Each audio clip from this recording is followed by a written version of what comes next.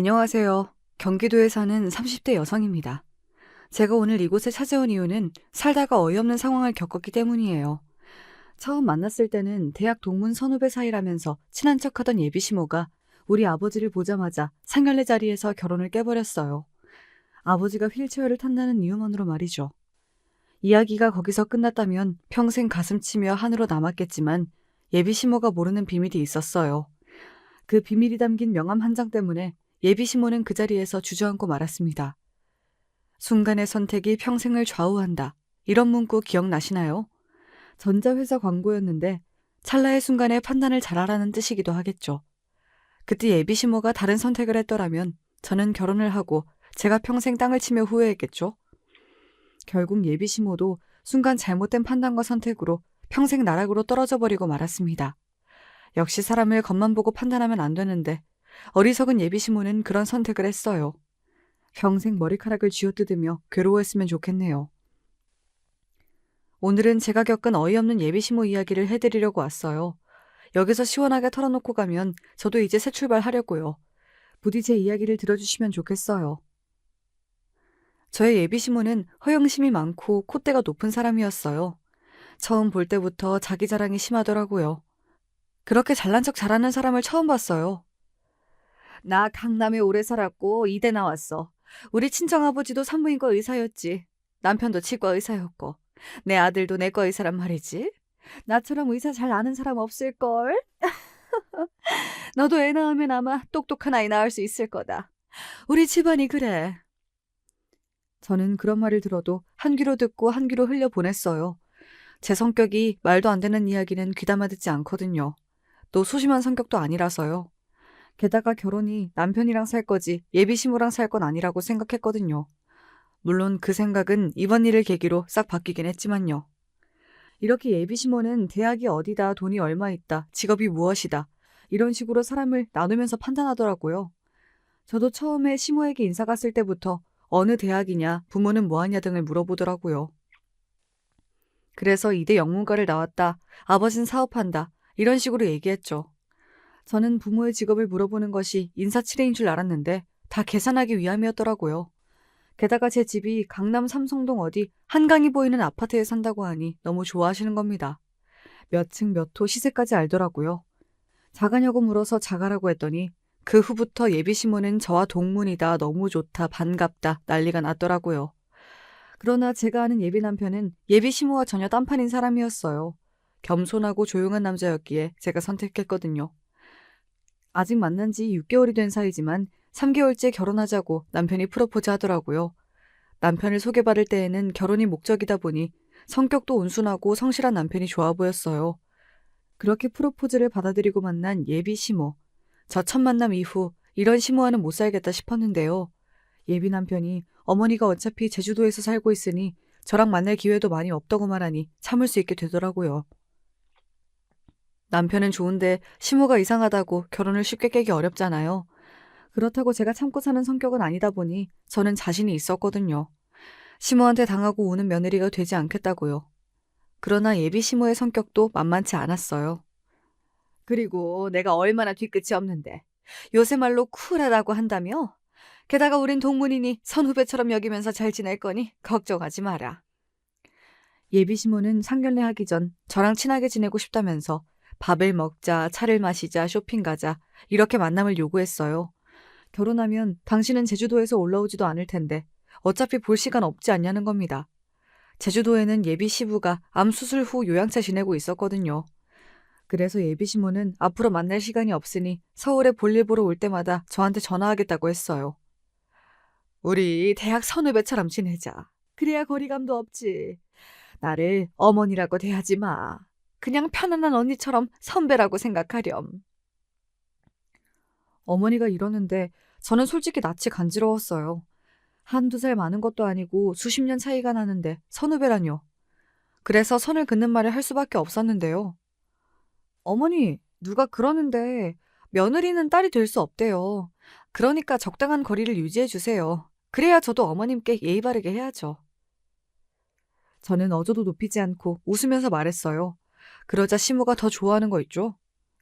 어머, 얘 좀 봐. 역시 나랑 대학이 같아서 그러나 말을 똑부러지게 한다. 내가 그래서 널 좋아하는 거 아니니? 이번 동창회에 같이 좀 나가자. 나도 대학 교수 며느리 있다고 자랑 좀 하게. 예비 시모는 제가 어떤 말을 해도 하하호호 웃어주었어요. 자기 소원이 동문 며느리, 대학 교수 며느리래요. 저는 아직 시간 강사였는데 굳이 전임처럼 생각하시더라고요. 그래서 저를 상견례도 안 했지만 당장이라도 끌고 다니면서 자랑하고 싶어 했어요. 물론 저는 그때마다 요리조리 잘도 피해갔어요. 그랬더니 하루는 제가 수업하는 대학으로 직접 찾아오셨더라고요. 배고프지 하면서 백화점 식당으로 저를 이끄셨어요. 우리 며느리인데요. 우리 아들도 의사, 며느리는 교수예요. 공부 잘하는 애들끼리 만났어요. 좋겠죠? 주문을 받는 종업원한테 굳이 이런 이야기를 하는 이유가 뭘까요? 보는 사람 족족 그따위 자랑하는데요. 저는 그게 너무 싫었어요. 우리 집이 가난한 것도 아니고요. 나름 좋은 환경이니 공부를 자연스럽게 했어요. 과외도 받고 학원도 다닌 결과인데 무슨 역경을 뚫고 이겨낸 사람처럼 자랑하는 것도 아니라고 생각했어요. 공부는 자랑하려고 배우는 게 아니거든요. 하지만 예비 시모는 자신을 과시하고 드러내고 어필하는 것이 취미인 사람이었어요. 저랑 예비 남편이랑 알지도 못하는 접대하는 종업원들이 좋겠다고 칭찬해주는 것이 무슨 의미일까요? 너무 창피해서 쥐구멍이라도 들어가고 싶었어요. 백화점에 쇼핑을 가도 예비 시모는 사람들에게 제가 어떤 사람인지 이야기하는 것을 좋아했어요. 서비스를 위해 점원이 모녀지간이냐고 물어보면 맞는다고 해놓고 같은 대학이니 어쩌고 하면서 자랑을 늘어놓는 거였어요. 우리 며느리가 나랑 동문이잖아. 이대 동문. 옛날에는 이대 영문고 하면 여자로 최고였어요. 혼자 돌아다니며 자랑만 하면 저랑 무슨 상관이겠어요. 안 보면 그만인데요.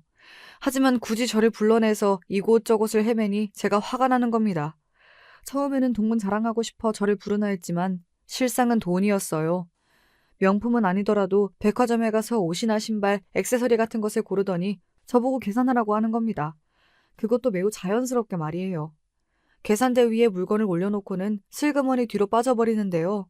처음에는 가볍게 스카프나 열쇠고리 같은 비교적 가격이 낮은 물건이었지만 시간이 갈수록 점점 금액이 커졌어요. 우리 아들 같은 남자 아무나 못 만나. 의사 사모 아무나 되나? 요새는 의사 되는 것도 돈 많이 들어. 나 정말 힘들게 키워서 너 주는 거다. 이 정도는 네가 감수해야 해. 예비 시모는 의사가 무슨 재벌이나 되는 것처럼 거드름 피우더라고요. 얘 정원아, 이건 어떠니? 저건 괜찮아? 이러면서 옷을 잔뜩 고르는 걸 있죠. 그래놓고 계산대에 가서는 뒤에 있는 예비 며느리가 계산할 거라고 큰 소리로 이야기했어요. 제가 어느 대학에서 강의한다는 것도 말하면서요. 제 신상이 그렇게 노출되는데 계산 못하겠어요. 이런 말이 입 밖으로 나오지 않더라고요. 나 후배하고 이렇게 쇼핑하는 거 너무 소원했거든. 너무 좋구나, 정원아. 우리 인연이잖아. 이건 보통 인연이 아니야. 선배처럼 너도 나한테 그렇게 편하게 대하거라. 그게 말처럼 쉽나요? 어떤 선배가 후배 지갑 거덜내려고 하겠어요. 게다가 원래 선배가 후배한테 밥 사주고 그러지 않나요? 말이 후배랑 즐기는 데이트죠. 속된 말로 돈 뜯는 것과 무슨 차이가 있겠어요. 처음엔 받아줬어요. 한두 번이야 사드릴 수 있잖아요. 하지만 습관적으로 불러내는 통에 제가 더 이상 안 참았어요. 무슨 하인 다루듯이 정원아 가서 계산해라 이러니 참을 수가 없었죠. 돈푼이는 집안딸 같은데 의사랑 결혼하니 돈을 마구 쓸 거로 생각했나 봅니다. 그날도 어김없이 후배야 이런 호칭을 쓰면서 저를 백화점 앞으로 불러냈어요. 평소처럼 물건을 고른 후에 점원한테 저기는 후배가 계산할 겁니다. 이럴 것이 불보듯 뻔하니 제가 선수를 치려고 준비하기 시작했어요. 의사랑 결혼하려면 이 정도 각오해야 한다니 말이 됩니까 그게? 본때를 보여줘야겠다고 생각했어요. 저는 예비 시모 앞으로 뛰어가 말도 안 되는 애교를 시작했어요. 시모도 웃는 얼굴로 저보고 사달라고 하니 저도 똑같이 하려고요. 선배님, 이거 사주세요. 저것도 사주세요. 저도 선배가 밥도 사주고 옷도 사주면 진짜 좋겠어요. 원래 선배가 후배 밥 사주고 술 사주는 거잖아요. 너무 좋아요, 어머니. 선배님이라 정말 좋다고요. 제가 이렇게 말하면서 선수를 쳤어요. 그리고 제일 비싼 매장에 들어가서 향수 몇 병을 집어들었어요.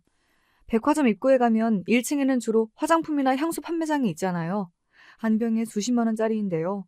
그날은 제가 먼저 점원에게 말을 붙였어요. 저희 시어머니인데 저랑 대학 동문이세요. 이대 영문과 아시죠?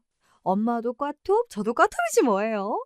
오늘 향수를 사주신대요. 너무 좋겠죠? 선배님, 계산해주세요. 저는 제가 그렇게 연기를 잘하는지 몰랐어요. 그동안 울분이 쌓였는지 입에서 말이 마구마구 쏟아지더라고요. 그날 백화점 주변에 같은 대학 동문이 있었다면 정말 죄송할 일이지만 저는 살고자 연기를 시작했어요. 여기서 예비 시모의 길을 꺾어내지 못하면 결혼 생활 내내 괴로울 것이 뻔했거든요. 게다가 꽈톱은 거짓말이었어요. 하늘 높이 띄워드려야 지갑을 꺼내들 것만 같았거든요. 게다가 점원이 제 뜻을 알아들었는지 어머 꽈톱 하면서 대단하시다 멋지다 막 칭찬하는 게 아니겠어요. 그랬더니 마지못해 예비 시모가 카드를 꺼내더군요. 처음에는 당황했지만 제가 왜 이렇게 행동하는지 알았는지 비릿한 미소를 짓더라고요. 제가 고분고분한 줄 알았는데 자기랑 같이 행동하니까 어이가 없고 화가 났을 거예요. 하지만 저도 멈추지 않았어요. 칼을 꺼냈으면 끝까지 잘라야 다신 이런 일이 없을 테니까요. 선배님, 오늘은 제가 안심 스테이크를 먹고 싶어요. 사주실 거죠? 원래 선배가 후배 사랑해주잖아요. 선배님 최고! 고층에 가면 양식당 있어요. 제가 사람들 다 들으라고 소리를 고래고래 질렀거든요. 선배, 선배 하면서 말이죠. 양식당 가서도 제가 일부러 주방장을 불렀어요. 스테이크 맛있다고 하면서 주방장을 치켜 세운 뒤 예비시모를 소개했죠. 이분이 예비시모인데 대학 선배다. 그래서 오늘 밥은 산다. 등등. 광고를 대대적으로 해버렸어요. 아마 양식당 사람들 모두 예비시모가 밥을 사는 걸 알 정도로 말이죠. 아마 그날 예비시모 100만 원 가까이 돈을 썼을 거예요. 물론 제가 해드린 비용의 10분의 1밖에 안 되지만 너무 속 시원한 거 있죠? 그 후에 집 돌아가기 전에 예비시모가 저에게 한마디를 던졌습니다. 정원아, 사람들 앞에서 너무 선배 선배 그러는 거 보기 안 좋구나. 우리 자제하도록 하자. 헤어질 때 이렇게 이야기하는 걸 있죠? 역시 거울 치료가 정신개조에는 중요한 건가요? 저는 또 헤헤 웃으며 다시 한번 쐐기를 받았어요. 네, 어머님이 그동안 저 데리고 다니면서 그러시길래 너무 좋아 보여서 저도 따라했거든요? 하지 말까요? 보기 안 좋으세요? 알겠어요. 선후배 사이 참 좋았는데 아쉽네요. 제가 그렇게 말하자 예비시모 표정이 일그러지더라고요. 가관도 아니었어요. 역시 어머니 이러지 마세요. 아니요, 그건 싫어요. 이런 말보다 행동으로 보여주는 것이 효과가 좋았어요. 그 전에는 일주일에 한두 번 정도 올라와 저에게 전화했는데 그 후에는 제주도에서 잘 올라오지 않으셨어요. 아마 계속 시모의 이상한 행동이 있었다면 결혼 안 하겠다 제가 발표했을 텐데요. 예비 남편에게 이야기하려고 했지만 선뜻 입 밖으로 말이 안 나오더라고요. 너희 엄마 이상해 이런 소리가 쉽게 안 나왔어요. 그래서 남편을 소개해준 외삼촌을 찾아갔어요. 삼촌, 예비시모 이상해. 전원생활에서 서울로 안 올라올 줄 알았는데 맨날 올라와서 선배니 후배니 맨날 학연에 집착한다니까? 요샌 안 오시지만 언제 들이닥칠지 몰라. 이렇게 외삼촌한테 제가 따지면 속이라도 조금 시원해졌어요. 도대체 왜 이상한 예비시모가 있는 남자를 소개했냐고요. 솔직히 어떻게 알겠어요. 시모가 어떤 인물이라는 걸요. 그래도 괜히 원망이라도 해야 속이 시원했어요. 외삼촌은 남편의 지도 교수예요. 외삼촌은 남편이 착실하고 예의 바르고 단정해서 조카의 짝으로 괜찮겠다 싶어 저를 소개해 주었어요. 외삼촌은 이혼남이고 아직 자식이 없었거든요. 특히 외삼촌과 저는 예전부터 우리 집에서 함께 살아서 그런지 더 잘 통하거든요. 엄마가 돌아가신 후에도 외삼촌은 계속 우리 집에 있었어요. 엄마가 죽고 나자 제 나이가 고작 15살이라 외삼촌도 선뜻 누나가 없다고 우리 집을 나가진 못했어요. 사춘기에다 엄마 잃은 슬픔이 있으니 얼마나 힘이 들었겠어요. 그렇게 제 마음을 잘 다독이게 도와준 것도 외삼촌이었거든요. 제가 대학을 졸업할 때쯤 외삼촌은 결혼하게 되었는데 2년 만에 결혼 생활에 마침표를 찍고 이혼남이 되어버렸어요. 남편을 소개할 당시 저희 아버지가 외손주 보는 게 소원이라고 하니 삼촌이 신랑감을 물색했어요. 솔직히 우석이만 좋으면 됐지. 나머지는 나도 모르지. 설마 시무가 같이 살자고 하겠어? 우석이도 자기 엄마랑 같이 안 산다고 했는데? 그건 확실해. 자기 엄마 감당 아무도 못한다고 절대로 같이 안 산다고 했어. 뭐? 그 사람도 자기 엄마 이상한 걸 알고 있네? 무섭다, 무서워. 그럼 이 결혼 해야 해, 안 해야 해? 우석이는 좋잖아, 아니야? 솔직히 아직 너희 아버지가 누군지 말을 안 해서 그렇지. 나는 문제 없다고 생각해. 우석이는 진짜 내가 보증해.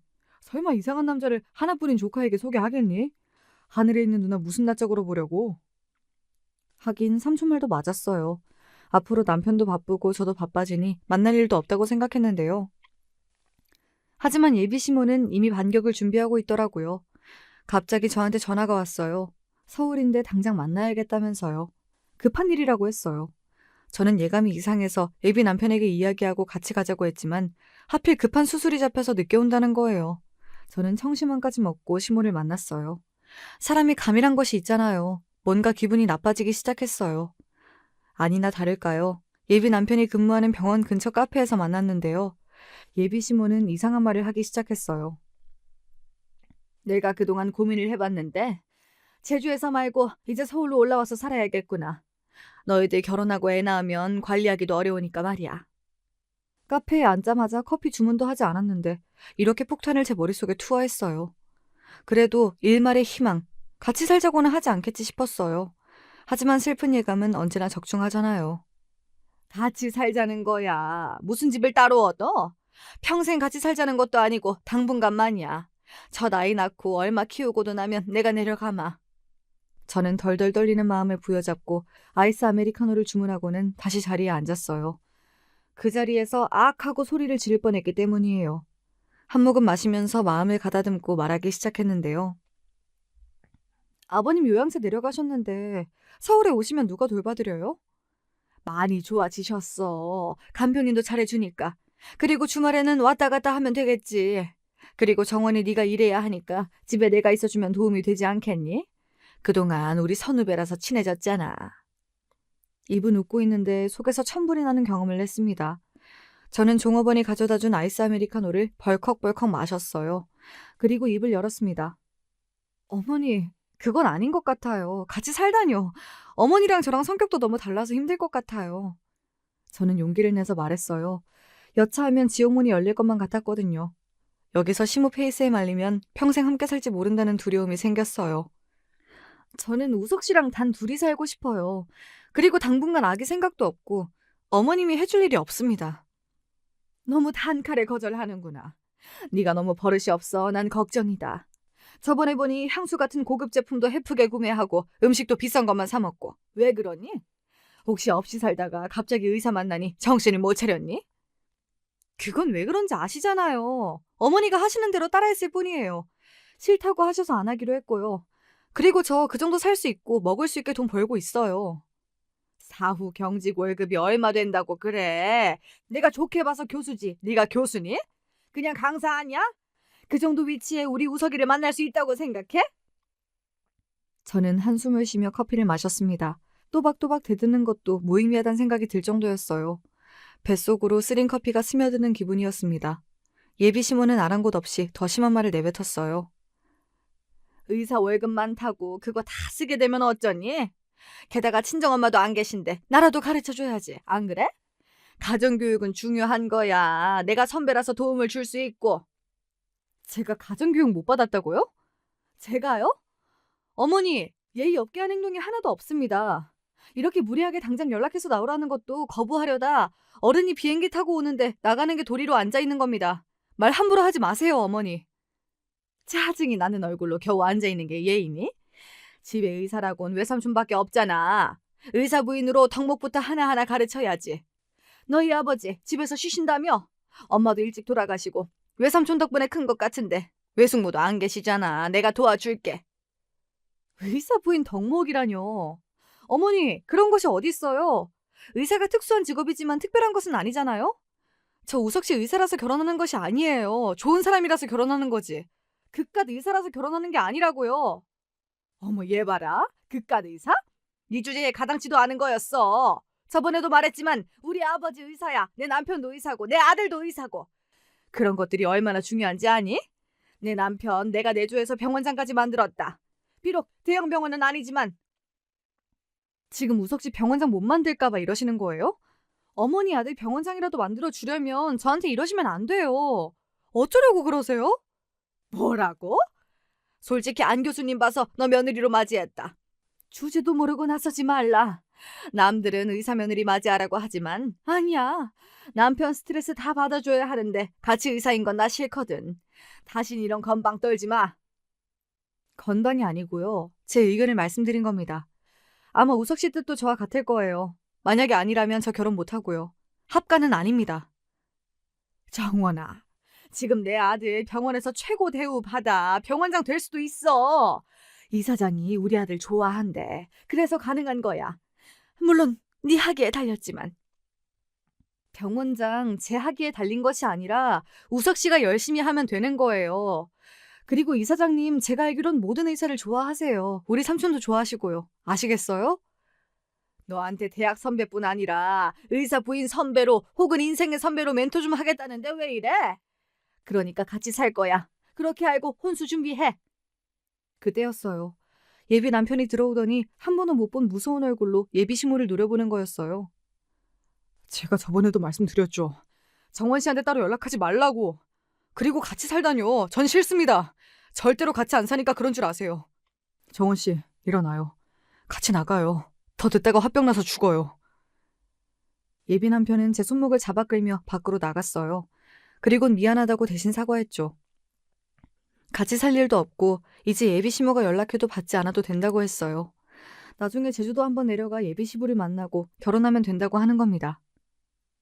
엄마가 그런 게 있어요. 쉽게 말해서 잘난 척이라고 하죠. 남한테 보이는 걸 중요하게 생각하는 경향이 있어요. 솔직하게 저 외동아들이 아니에요. 형이 하나 있었는데 뇌성마비였거든요. 17년 살다가 죽은 형이었어요. 근데 엄마는 그것도 없던 일처럼 행동하더라고요. 뇌성마비 아들을 키우면서 모자란 아이를 낳았다며 예비 시모가 구박을 많이 받았다고 하더라고요. 저는 의사 집안에서 뇌성마비가 유전보다는 환경적 요인이 더 많은 걸 몰랐냐고 반문했더니 예비 남편이 눈을 동그랗게 뜨는 겁니다. 의사 집안이요? 엄마가 그래요? 외할아버지랑 할아버지 다 농사 지으셨는데요. 진짜 엄마가 그랬어요? 만날 때마다 의사 집안이라고 하셨는데 아니에요? 아버지는 치과 의사셨지만 나중에는 책방 운영하셨어요. 하긴 치과 운영하셨으니 병원장은 맞나? 아무튼 엄마가 정원 씨한테 많이 밀렸는데요. 불리하니 거짓말했나 봐요. 예비 남편은 엄마는 자기가 이제 막아줄 테니 너무 걱정하지 말라고 하더군요. 시모가 그렇게 다급하게 올라와 서울에 같이 살자고 어필한 것은 제 기선을 제압하기 위해 떠든 말 같았어요. 제가 호락호락한 며느리가 아니란 것을 알고 서울 살겠다 협박하고 반응을 보려고 했나 봅니다. 제가 그 작전에 안 먹혔다는 것이 문제지만요. 생각해보면 예비 시모가 제주도에서 올라와 서울 어디서 정착할 수는 있겠지만 저와 살 일은 없었을 거예요. 제가 시집살이를 사서 할 만큼 바보는 아니니까요. 어찌되었든지 합가는 불가하다고 정확하게 예비 남편과 예비 시모에게 이야기했으니 더는 고민하지 않기로 했어요. 남편도 솔직히 예비 시모에게 평생 시달렸다고 해요. 의사 못하면 안 된다고 어릴 때 맞기도 많이 맞았고요. 그래서 결혼으로 인연을 끊고 싶다고 했어요. 그 말이 없었으면 그만 만나자고 해야 하나 싶었는데 남편이 솔직히 시모와 관계를 끊는다고 해서 내심 기뻤어요. 그 대신 하나 궁금한 것이 있더라고요. 어머니한테 우리 집안 이야기 안 했죠? 하는 게 낫지 않겠어요? 아버님이 병원 이사장인 거 알면 더 이상해져요. 엄마 난리 나겠죠. 정원 씨 더 괴롭히면 어떡해요. 상식적으로 이사장 딸이면 잘 보이려고 하는 게 맞는데 엄만 저 기죽을까 봐서 안달 복달일걸요. 엄마가 정 힘들면 이민도 생각하고 있으니 너무 고민하지 마요. 우석 씨 어머니라서 잘 보이고 싶었는데 일이 이렇게 됐네요. 정원 씨가 그래도 고맙게 엄마 받아줬잖아요. 엄마는 제가 의사가 된 것이 너무 자랑스러워하는데 문제예요. 적당히 하면 좋은데 장인어른 소개는 상견례 때 자연스럽게 하죠. 예비 남편의 뜻이 예비 시모에게 전해진 탓일까요? 몇 주간은 정말 잠잠했어요. 합가 이야기도 물 건너갔고요. 그렇게 시간이 지나니 상견례를 할 차례가 되었어요. 이럴 때는 죽은 엄마가 더 생각났어요. 같이 있으면 얼마나 좋을까 하고 말이에요. 저는 예비 시모의 말대로 엄마가 일찍 돌아가셨죠. 외삼촌도 자기를 아들처럼 키운 엄마가 죽자 서럽게 울었습니다. 그 후에 저는 삼촌이랑 아버지, 저랑 함께 살기 시작했어요.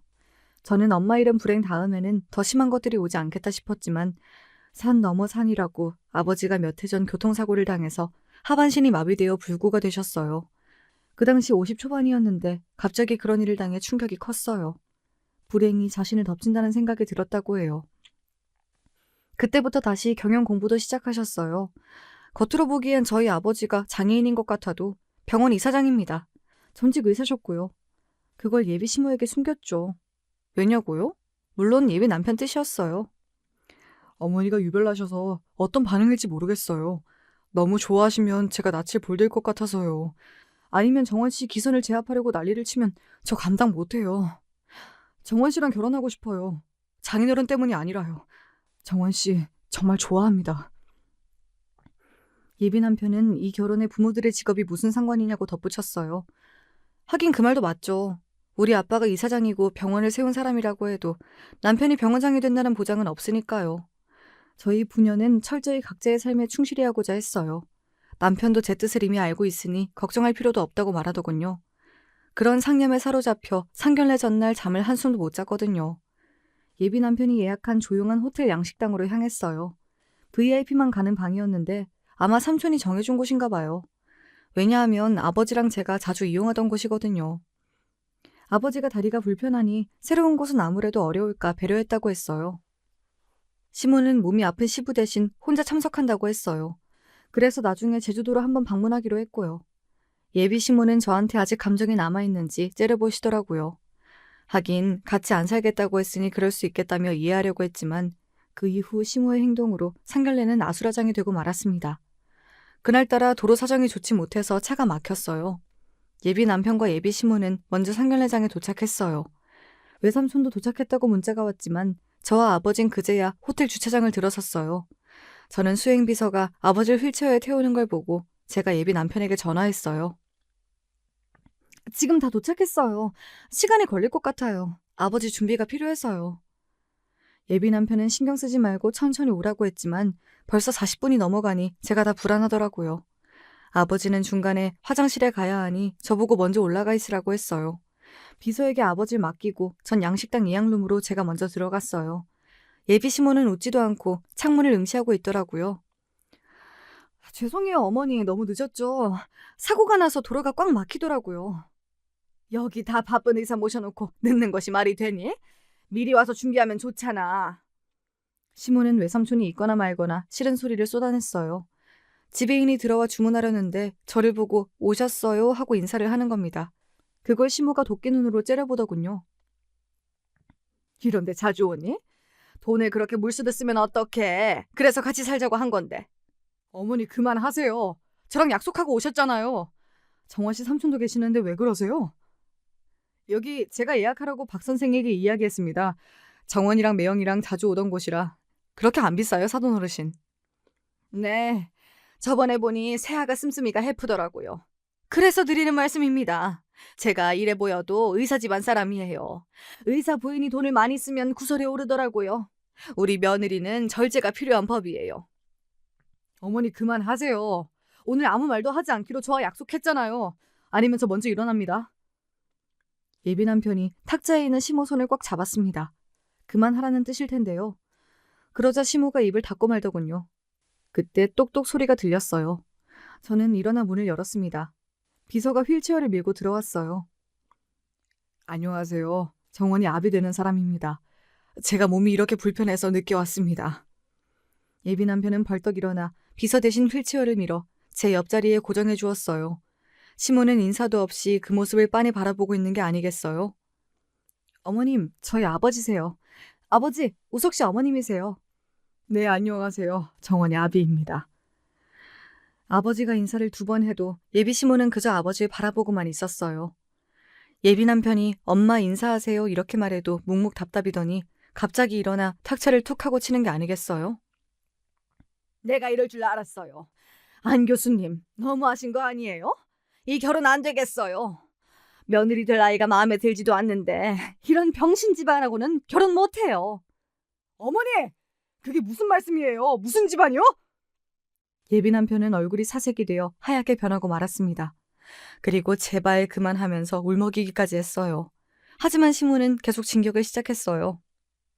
처음에는 아이가 착하고 좋은 줄 알았는데 얼마나 드세고 잘난 척을 하는지. 그런데 뭐? 아버지 저 모양 저 꼴이면서 어디서 바락바락 대들어? 이 결혼 못해. 안 해. 가자 우석아. 저는 진짜 한숨이 나왔어요. 병신이라니요. 삼촌도 어안이 벙벙해서 멍하게 저를 바라보더라고요. 아버지만 허허하고 웃으셨어요. 아버지가 웃으니 예비 시모가 더 어안이 벙벙한 걸 있죠. 어머니, 진짜 이러실 거예요? 어떻게 그런 말씀하세요? 후회도 소용없지만 사과라도 하세요. 아니면 후회하십니다. 박 선생, 그러니까 말씀을 드리자고 했잖아. 괜찮으세요, 매형? 병신 집안이라 안 해요. 제가 그럴 만한 사정이 있습니다. 시댁 식구들한테 억눌려 사는 것도 싫고요. 저는 갑니다. 우서가, 가자. 엄마 사과하세요. 이사장님이세요. 일단 사과하시라고요. 예비 시모는 어리둥절하게 서 있더라고요. 아버지가 직접 휠체어를 끌고 가셔서 시모 앞에 명함 한 장을 내밀었습니다. 거기에는 예비 남편이 근무하는 병원 로고와 함께 이사장이라는 직함이 떡하니 보였어요. 예비 시모는 그 명함을 보고 그 자리에 무릎을 꿇어버렸어요. 죄송해요. 어떡하니 우서가. 어떡해요. 제가 미쳤나 봅니다. 시모는 명함을 주고는 달달 떨고 난리가 났어요. 놀라면 지린다고 하는데 그랬을지도 모르죠. 그렇게 병원장 어쩌고 타령했는데 정작 아들이 근무하는 병원 이사장한테 이상한 말을 했으니 지를 수밖에요. 어머니, 말씀을 그렇게 함부로 하시다니 정말 실망입니다. 같은 대학 동문이요. 그거 더 창피합니다. 다리가 불편한 거지 병신이라뇨. 그만해라 정원아. 그 말이 맞지. 다리를 못 쓰는데 그래서 못 하신다니 정말 유감입니다. 아니요, 아닙니다. 제가 돌았나 봅니다. 결혼해야죠. 아니요, 해야 되죠. 전 아닌 것 같아요. 저희 돌아가겠습니다. 아버지, 전 이 결혼 미련이 없어요. 죄송합니다. 오늘 여기까지 하는 게 좋겠습니다. 정원 씨 미안해요. 내가 연락할게요. 하지만 저는 이미 마음이 닫혀버렸습니다. 병신이요? 그런 단어를 입에 올릴 수가 있나요? 외삼촌을 미리 이사장 딸이라고 말하지 않는 것이 다행이라고 했어요. 이렇게 속마음을 알 수 있게 되었으니 말이죠. 아들은 반듯한데 어머니가 엉망이라며 혀를 찼습니다. 넌 무슨 실수했어? 왜 너는 마음에 안 든다고 하니? 나는 그게 더 싫어. 나야 병신이라고 하든 말든 왜 내 딸이 싫대? 결혼 안 할래요. 시모 생각하면 소화가 안 돼요. 미친 사람 같아요. 아들 직장 상사 조카라고 하는데 어디서 병신이래? 하여간 사람이 하나를 보면 열을 안다고 별로인 것 같아요. 그렇게 성급하게 판단하지 말고 기다려보자. 사람이 진중하진 못해도 솔직해. 그렇게 쉽게 속마음은 들었잖아. 아버진 세상에 다양하고 이상한 사람들이 많다며 저보고도 이성을 찾고 흥분하지 말라고 하더라고요. 흥분이 오히려 일을 망친다며 차분하게 바라보고 선택해도 늦지 않는다고 하셨어요. 그날 밤 예비 남편이 찾아왔지만 저는 방 안에서 나가지 않았어요. 아버지와 뭐라고 이야기를 했는지 알고 싶지도 않았어요. 문자로 미안하다는 말이 몇 번 왔어도 저는 답을 하지 않았어요. 하지만 저도 사람이라 잠을 설쳤는데요. 새벽에 너무 잠이 안 오니 공원이라도 뛰어볼까 밖으로 나가니 아파트 입구에 예비 남편 차가 보이더라고요. 남편은 저를 보더니 차에서 내려 다가왔어요. 초췌한 모습이 안타깝긴 했어요. 엄마가 이상하니 그렇게 고생이구나 하고 싶더라고요. 집에 안 갔어요?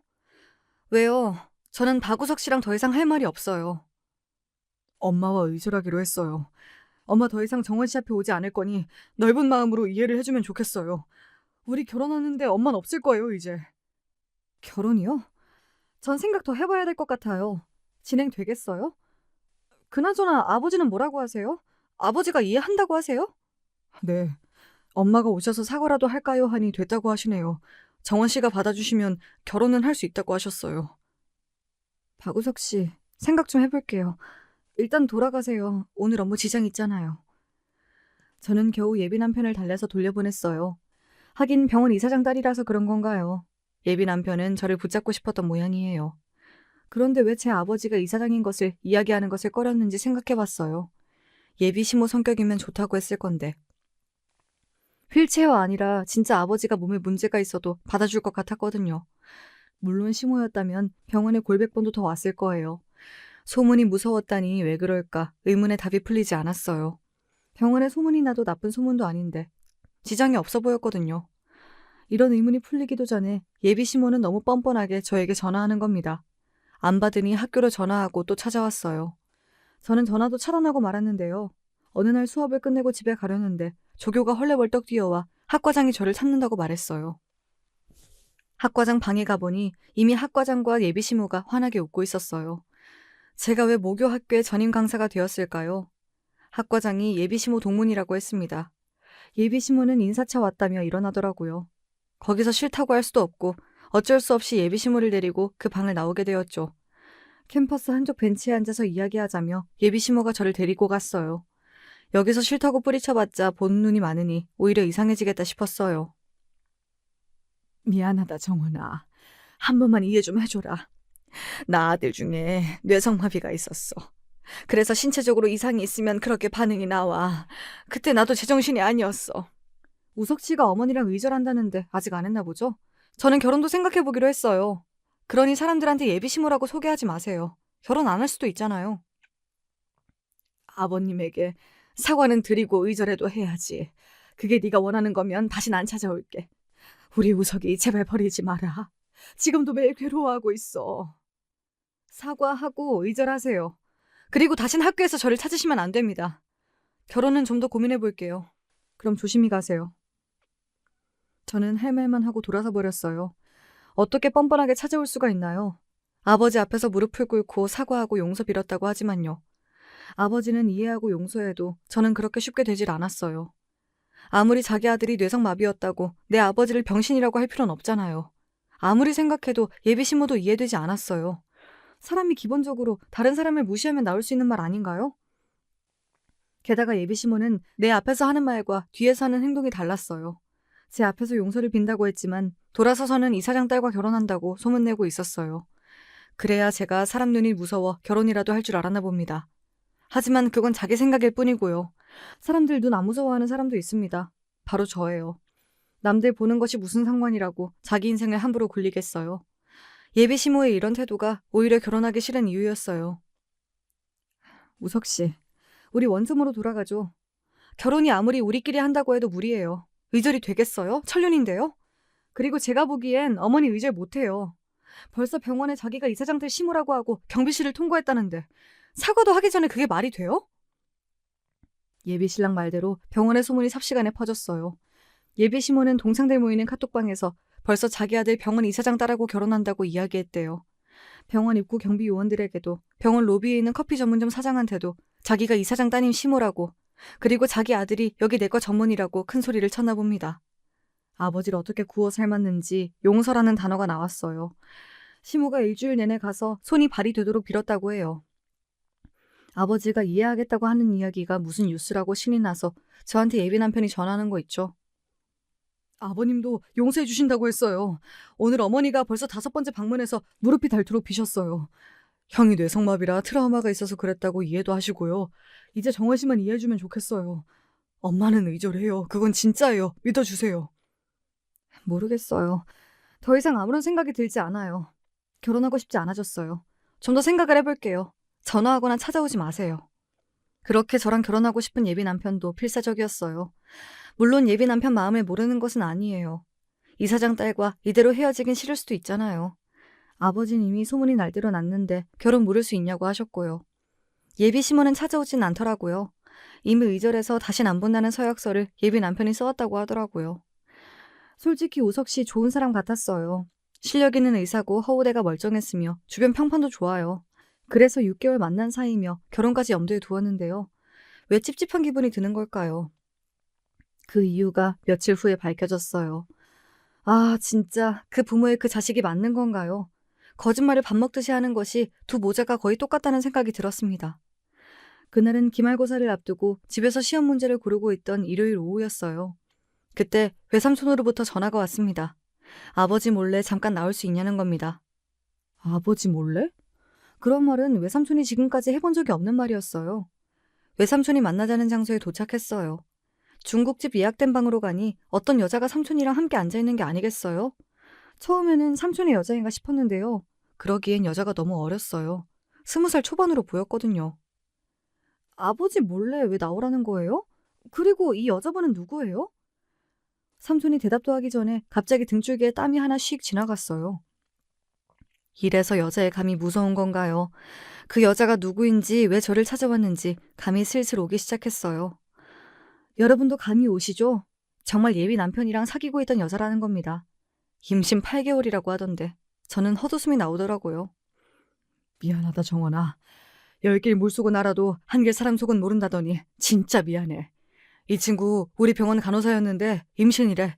박 선생 아이란다. 그래도 임신은 너 만나기 전에 한 거더라고. 저는 말 없이 그 여자를 쳐다봤어요. 제가 못된 사람인가요?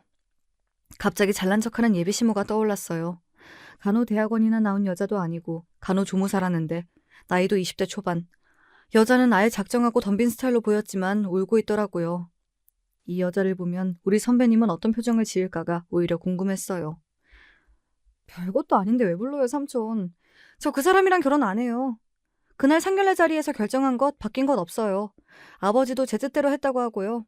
이래서 소문내는 게 싫었구나. 저 갈게요. 알아서 잘 정리하세요. 그날 밤 정말 잠이 잘 오더라고요. 그동안 결혼을 해야 하나 진짜 좋은 사람인가 아닌가 이런 의심이 있었는데요. 역시 그런 마음이 들 때면 결혼하면 안 되는 것 같아요. 저는 아버지에게 결혼을 안 하겠다고 말했고 찾아온 예비 남편에게도 전화로 쐐기를 박았어요. 이미 예비 남편은 외삼촌에게서 많이 맞은 상태였거든요. 박우석 씨, 결혼 안 합니다. 안녕히 계세요. 이제 전화 차단합니다. 저는 이 말만 하고 전화를 끊어버렸어요. 정말 자유였죠. 곧 방학이 다가왔고 저는 다음 학기에 지방대학 전임교수로 발령받았는데요. 저는 아무도 모르게 아예 집으로 옮겨버렸어요. 예비 남편은 매일 아파트 앞에서 진을 치고 있다가 경찰에 의해 쫓겨났다고 했어요. 그 후 외삼촌 말로는 아무도 모르게 예비 신랑의 병원을 그만두었다고 했어요. 그리고 서울 어디서 개업했다는 말이 떠돌고 있었죠. 그 여자랑 비밀로 결혼까지 했다는데 저는 아무 신경이 쓰이지 않았어요. 그러거나 말거나 말이죠. 그 후에는 소식을 몰랐는데요. 시무는 총동창회에서 자취를 감췄다고 합니다. 이사장 딸과 결혼 앞두고 배부른 간호조무사가 나타났으니 무슨 삼류 드라마에서나 나올 소재잖아요. 하지만 현실은 이사장 딸은 그런 의사와 결혼하지 않거든요. 그런데 말이죠. 예비 남편에 대해서 미련이 없는데 가끔 예비 시모가 생각났어요. 너무 싫어해서 그런 건가요? 자동차 고장으로 그날따라 터미널을 이용해 학교 통학을 했는데요. 시간이 남아서 터미널 아래 상가에 쇼핑하러 갔습니다. 가볍게 입을 면티를 사려고요. 근데 거기서 그 예비 시모를 딱 마주쳤어요. 서로 말은 안 했지만 알아보긴 했거든요. 시모는 아이를 안고 있었어요. 그 옆에는 시모와 비슷한 나이의 사람이 있었고요. 아기용품을 사러 왔는지 아무튼 한 보따리 들고 제 옆을 지나쳐갔어요. 백화점에서 당당하게 저한테 후배 선배 하던 시모가 아니었어요. 외삼촌 말로는 그 여자가 애만 낳고 도망갔다고 해요. 예비 시모를 보고 식겁을 한 모양이에요.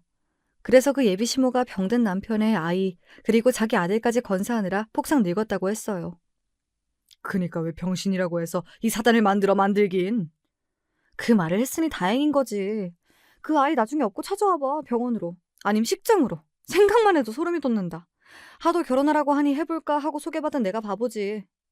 그 간호조무사가 2억 뜯어갔다는데 아주 박 선생 선볼 때마다 와서 난리를 치나 봐. 너랑은 사귀는 줄 몰랐대. 아무튼 매형 귀에 안 들어가서 다행이지. 아님 나 죽었다. 그때도 그런 시댁자리에 너 시집 보낸다고 나 진짜 귀에 피가 나도록 잔소리 들었거든. 그동안 모아둔 재산 남편 병원비로 날려 여자한테 돈 뜯겨 애 키워야 해. 아마 시모는 똥줄이 타겠죠. 알아서 혼이 나니 전 미움도 없더라고요.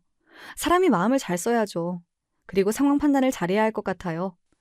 요새는 연애도 시작했는데요. 이번에는 남자 어머니 먼저 만나보려고요. 자라보고 놀란 가슴 소뚜껑 보고 놀란다고 하잖아요. 지금까지 제 이야기 들어주셔서 감사해요.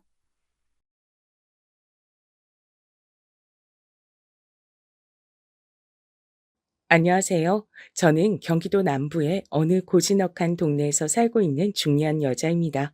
사연을 한 편씩 틀어놓고 집안일을 하는 습관을 가지고 있는데요.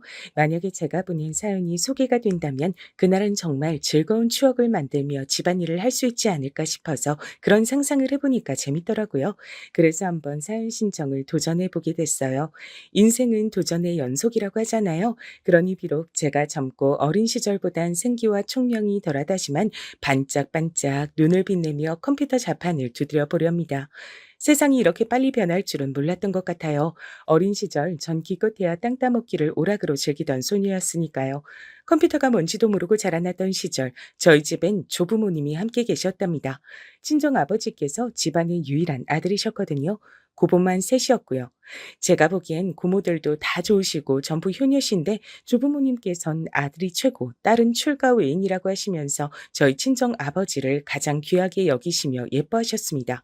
특히 친할머니께서 아들을 귀히 여기시는 것에 앞장을 서셨어요. 그래서 고모들을 향해선 곧잘 모진 말씀도 뱉으셨지만 친정 아버지에겐 순하게만 구셨고 저는 그런 모습을 봐오며 자라났습니다. 친정엄마께선 친할머니께 많이 시달리고 사셨어요. 우리 권영이가 어떤 아들인데? 우리 권영이가 얼마나 귀하고 대단한 아들인데 너는 시집을 오면서 고작 그런 거적대기나 들고 와? 차라리 뻔뻔스레 맨몸으로 시집을 오지 그랬니? 친정 부모님 두 분이 결혼하셨을 당시 친정 엄마께선 이불을 해오셨다고 해요. 다른 건 없었고 간신히 이불만 장만을 해오셨던 것은 외가의 형편이 좋지 못했기 때문이라고 합니다.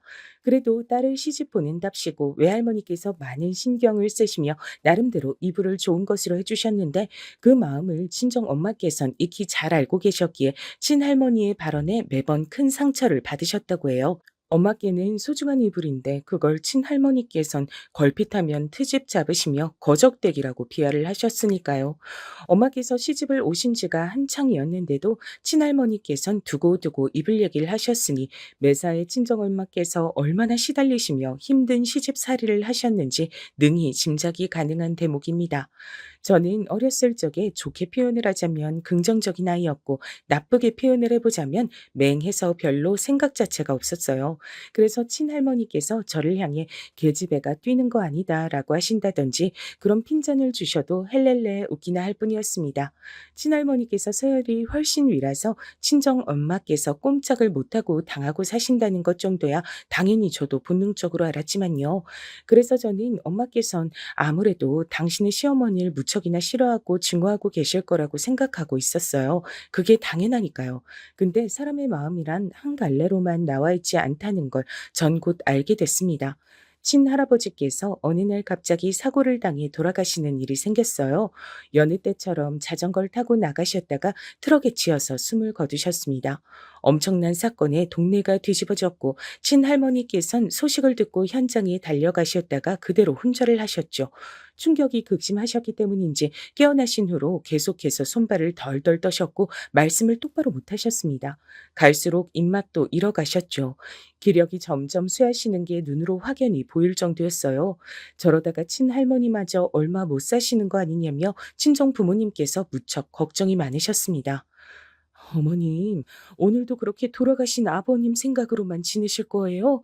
밥도 크게 한술 뜨시고 기운도 차리셔야죠.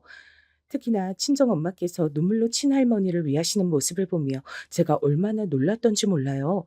그토록 오랜 세월 시달리셨으면서도 친할머니를 향해 조금도 잘됐다는 생각을 하지 않으시고 안타까움에 발을 동동 구르시는 친정엄마의 모습에 전 놀랐지만 친할머니께선 그것을 넘어서 감동을 받으신 듯 보였어요.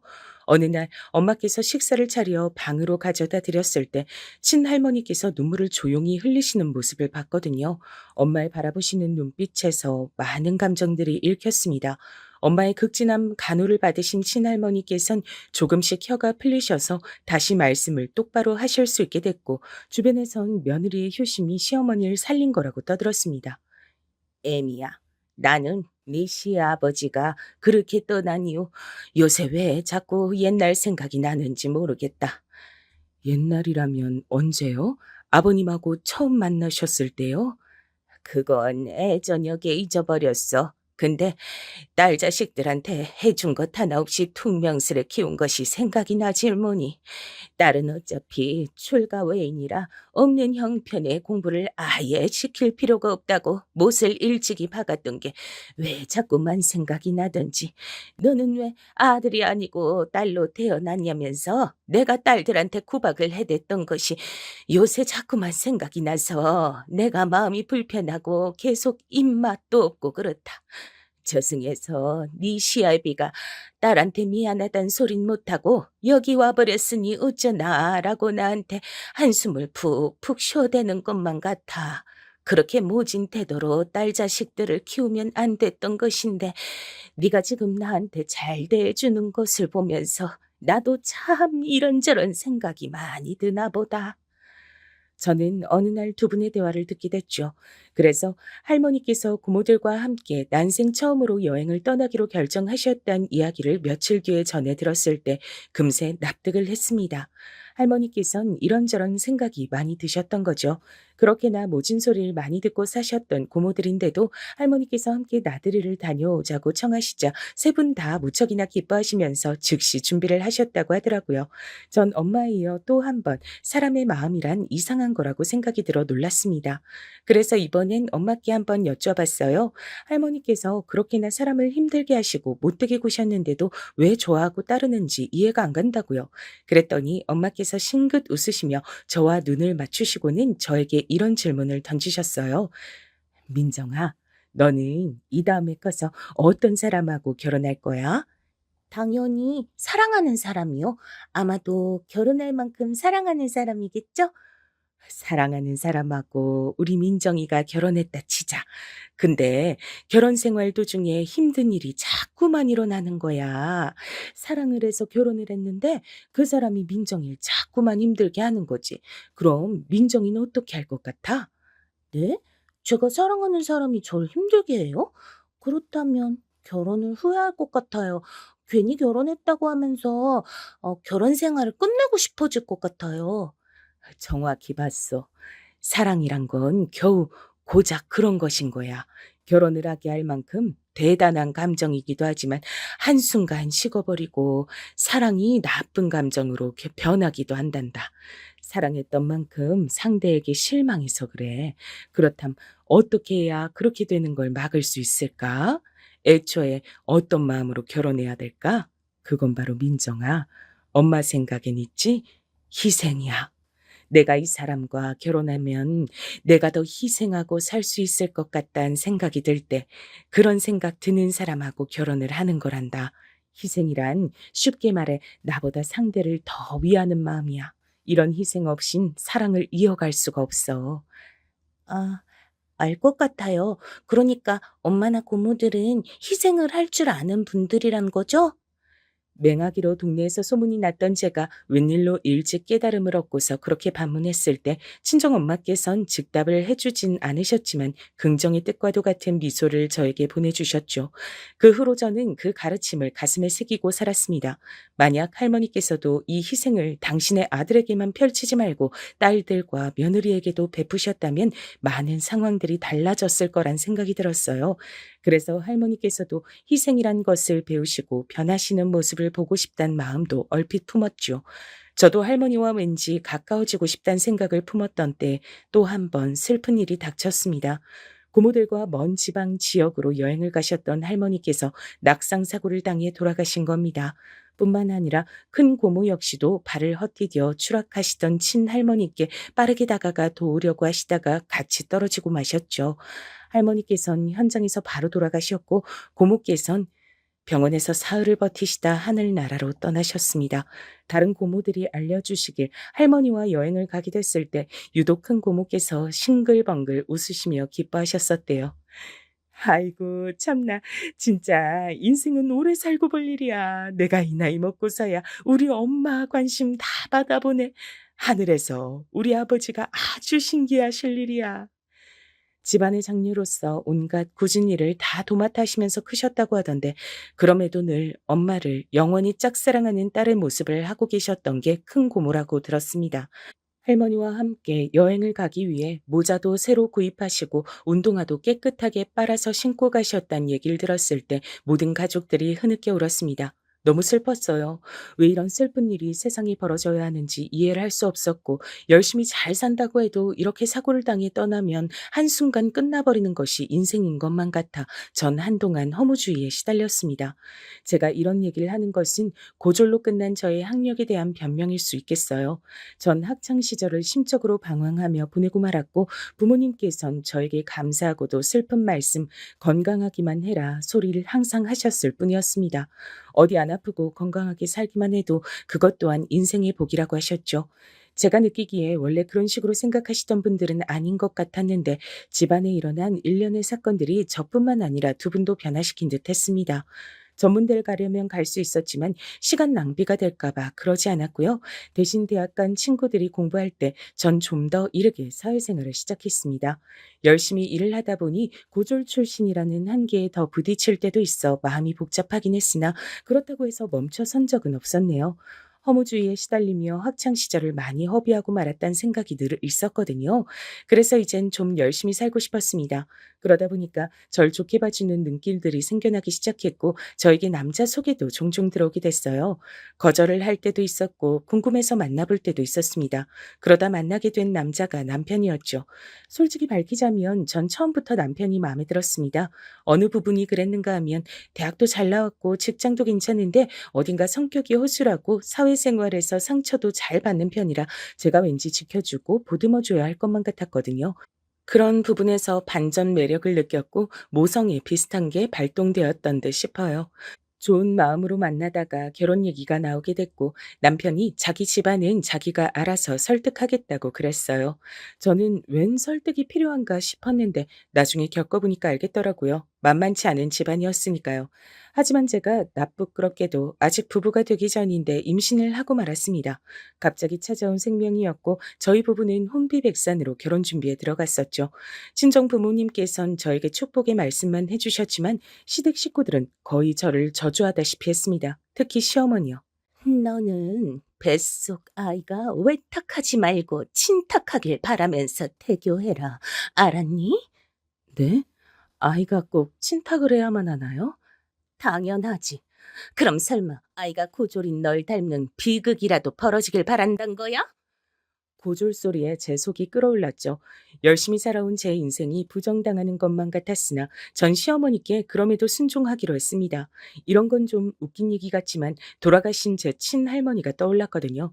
고모들에게 막말은 퍼부으시고 친정 엄마를 못 살게 구셨던 어렸을 적 봤던 친할머니와 시어머니가 어딘가 닮아 있었습니다. 저는 사랑에는 희생이 필요하다는 친정 엄마의 말씀을 떠올리며 제가 참는 결혼 생활을 하기 시작했어요. 건강하고 예쁜 딸이 태어났을 때도 시어머니께선 애가 엄마를 안 닮아서 다행이다라며 가슴을 쓸어내리셨고 시누이와 작당을 하며 절 험담하시는 건 기본이셨으며 제가 시댁에 가면 절 종부리듯 하셨습니다. 저는 육아부터 온갖 집안일, 심지어는 직장까지 다녀야 하는 그렇게 살아야 하는 사람이었으나 당신의 아들에겐 한없이 너그러우셨죠. 저에게 항상 우리 아들 밥 잘 차려라 말씀을 잊지 않고 하셨던 시어머니의 그때 음성이 오늘따라 선명하게 떠오르네요. 너는 애도 낳았으면서 어쩜 이렇게 빠릿빠릿하지 못하고 행동이 여태굼뜨니? 뭘 알려주면 제대로 한 번에 해내는 꼴을 본 적이 없어. 역시 가방끈이 짧으니까 매사에 생각하고 행동하는 수준도 짧은 것이겠지. 그렇다고 집안이 받쳐주기를 해 뭐를 해? 제 자존심을 짓밟아 놓는 잔소리를 들으면서도 제가 참았습니다. 그러면서 살았네요. 가정의 평화를 지키는 게 제 자존심을 챙기는 것보다 훨씬 더 중요하다고 생각을 해서 그리했습니다. 언젠가는 시댁 식구들이 절 좋아하고 반겨주고 알아주는 날이 올 거라고 믿은 것도 있었습니다. 가면 갈수록 사람이 무심해지고 시큰둥해지고 가정일에 소홀하기만 한 남편이었지만 그럼에도 제 남편이고 제 아이의 아빠란 이유로 항상 존중을 다해주었습니다. 하나부터 열까지 제가 더 많이 희생하는 나날이었지만 속으로 괜찮다고 여기면서 지냈어요. 커가는 딸의 모습을 보면서 웃는 것이 제 유일한 낙이었죠. 딸은 무척 총명한 아이였어요. 특히 말을 또박또박 잘했답니다. 희생이 미덕이란 생각만으로 결혼 생활을 참아내기 힘들 때에는 딸을 키우는 보람을 떠올렸습니다. 그것으로도 저는 만족한다고 여겼고요. 그러던 어느 날이었습니다. 딸이 유치원에서 그림을 그렸는데 너무 잘 그려서 선생님한테 칭찬을 엄청나게 받았다면서 무척 뿌듯해하는 거예요. 절 닮아서 그런지 그림엔 영 소질이 없는 것 같은 제 딸이라고 평소에 생각을 몰래 해왔기 때문에 전 바로 웃음부터 났습니다. 우리 수민이가 그림으로 그렇게나 칭찬을 받았단 말이야? 대체 무슨 그림일까? 엄마 생각엔 저번처럼 꽃을 그린다고 해놓고 지렁이를 그려온 게 아닐까 싶은데? 아니야, 엄마. 이번엔 사람을 그렸단 말이야. 이것 봐. 내가 제일로 잘 그렸다고 선생님이 다 칭찬해 주셨어. 색깔을 이렇게 여러 가지로 쓴 건 나뿐이래. 어머, 그렇구나. 진짜네? 우리 수민이가 이렇게나 알록달록하게 색깔을 쓸 줄 알았어? 대단하다. 우리 수민이 정말 멋진데? 근데 무슨 사람들을 그린 거야? 유치원 선생님들하고 친구들이야? 엄마, 딱 보면 모르겠어? 선생님도 내가 뭘 그렸는지 못 맞히던데? 어른들은 다 봐본 것 같아. 이거 우리 가족이잖아. 내가 가족 사진을 직접 그린 거란 말이야. 뭐? 이게 우리 가족 사진이었어? 아이고, 엄마가 미안해, 수민아. 엄마가 눈이 나빠서 얼른 못 알아봤나 봐. 지금이라도 잘 살펴볼게. 어디 보자. 여기 귀여운 공주님이 우리 수민이구나. 그럼 여기 옆에 꼬마 왕자님은 누구야? 그건 해피. 해피는 털이 갈색이니까 머리카락을 갈색으로 해줬어. 키우는 강아지도 가족이라고 넣어준 것도 모자라 강아지 모습이 아니라 사람 친구처럼 그려 넣어준 딸의 마음이 예쁘게 느껴졌어요. 이게 바로 순수한 아이의 동심이구나 싶었습니다. 아이의 눈으론 제 남편도 아주 근사하게 보이는 것인지 실제보다 왠지 모르게 풍채가 좋아 보여서 제가 피식 웃었습니다. 남편의 옆에 그려진 여자, 그게 바로 뻔히 저였죠. 우리 수민이가 엄마를 이렇게 이쁘게 그려줬어? 역시 우리 수민이가 최고야. 엄마 너무 행복하다. 그럼 엄마 옆에 있는 이 사람은 누구야? 이모야? 아님 고모야? 꽃집 엄마잖아. 엄마는 그것도 못 알아봐? 음, 꽃집 엄마라니? 그게 누군데? 꽃집에서 일하시는 분인가? 엄만 진짜 바보야. 내가 지금 엄마 말고 꽃집 엄마 얘기하는 거잖아. 나한테는 엄마가 두 명이니까. 엄마가 두 명이라니. 우리 수민이가 유치원에서 재밌는 농담을 배워왔네. 수민아, 세상에 엄만 한 명뿐이야. 다른 사람을 두고 엄마라고 부르면 안 되는 거야. 꽃집 이모, 꽃집 아주머니 이렇게 불러야지. 아닌데. 나는 엄마가 두 명이니까 꽃집 엄마한테 엄마라고 하는 거야. 난 맞게 말을 했는데. 엄마, 왜 나를 혼내? 엄마 미워. 딸이 토라졌는지 입술을 삐죽 내미는 순간 저는 갑자기 등줄기에 소름이 쫙 돋아났습니다. 딸이 농담이나 잘못된 정보를 말하는 것이 아니라 진심으로 있는 사실 그대로를 말하고 있을지도 모른다는 생각이 불현듯 들고 말았던 것입니다. 저는 토라진 딸을 달래면서 차분하게 물어보기로 했어요. 수민아, 엄마가 몰라서 이러는 거야. 우리 수민이 혼내려고 그런 게 아니니까 기분 풀까? 어? 우리 착한 수민이가 기분 풀고 꽃집 엄마 얘기 좀 해주라. 엄마가 이렇게 부탁 좀 할게. 꽃집 엄마가 도대체 무슨 존재인지 알고 싶었습니다. 그리고 입을 연 딸에게서 들은 얘긴 제 상상을 초월하는 내용이었습니다. 딸이 해준 이야기에 따르자면 남편에겐 저 말고 다른 아내가 있으며 시댁 식구들도 모두 그 존재를 알고 있는 것이었으니까요. 저는 분노인지 충격인지 모를 것으로 덜덜 떨리는 제 몸을 억지로 가라앉히며 그 꽃집 엄마를 언제부터 알았는지 물어봤죠. 딸이 하는 이야기로는 일단 1년은 충분히 넘은 것 같았습니다. 그리고 가장 저를 망연자실하게 만들었던 건 이야기를 다 털어놓았던 딸이 갑자기 아차 하는 얼굴이 되었을 때였습니다. 아, 맞다. 이거 엄마한테 해주면 안 되는 얘긴데? 아, 내가 실수했다. 아, 큰일 났다. 엄마한테 알려주면 큰일이라고 아빠가 그랬는데, 아, 다들 나한테 이야기하지 말라 그랬는데, 아, 내가 까먹고 실수해버렸어. 그래. 우리 수민이한테 아빠가 꽃집 엄마 얘기를 절대 하면 안 된다고 그랬나 봐. 또 누가 수민이한테 그런 부탁을 했어? 응? 얘기하고 다니면 안 된다고 누가 그랬는데? 엄마한테 말해줘봐. 엄마가 비밀 지킬게. 우리 수민이야 얘기했다고 절대 알리지 않을 거야. 우리 둘만의 약속이야. 진짜? 정말이지? 그럼 약속해. 내가 얘기한 거 엄마가 비밀 꼭 지켜주기야. 꽃집 엄마 얘기를 하면 안 된다고 할머니가 제일로 나한테 많이 그랬단 말이야. 예상은 했으나 역시나 시어머니가 거론이 되자 저는 끓어오르는 화를 참느라 죽는 줄 알았습니다. 머리가 깨질 듯이 아파왔고 도저히 안 되겠어서 이웃집 애기 엄마한테 찾아간 다음 딸을 몇 시간 정도만 부탁했습니다. 그리고 저는 냉정해지려고 애를 썼어요. 그간 저는 남편이 바람을 피운다고 차마 생각도 하지 못한 채로 지냈었고 설마 딸에게서 엄마 취급인 내연녀가 존재하며 시댁 식구들도 다 알고 있단 충격적인 사건을 맞이할 거라곤 꿈에서조차 상상하지 못한 바였습니다. 어디까지 현실일지 그것부터 따져봐야 할 것 같았어요. 저는 인터넷을 통해서 배우자의 바람을 알게 된 사람들이 가장 먼저 어떻게 행동하는지를 찾아봤습니다. 그랬더니 주의할 점이 있더라고요. 바람을 알게 됐다고 해서 절대로 흥분하거나 경거망동해선 안 된다는 것이었죠. 그랬다가 괜히 일도 그르치고 심지어는 역으로 공격을 당하는 경우도 왕왕 있는 모양이었습니다. 저는 인터넷에 올라온 사람들의 뼈가 되고 살이 되는 조언을 보며 애써 냉정을 유지하기로 했습니다. 하지만 당장 퇴근해서 돌아온 남편을 보면 이성을 잃고 사실 여부를 제가 따지게 될 것만 같아 걱정이었죠. 그러나 이런 제 걱정이 참으로 무색한 것이었습니다. 퇴근 시간이 됐는데 남편에게서 연락이 왔어요. 나 갑자기 회식이 잡혀버렸네. 이렇게 갑자기 무슨 회식을 금요일도 아니고 수요일에 하는 거야?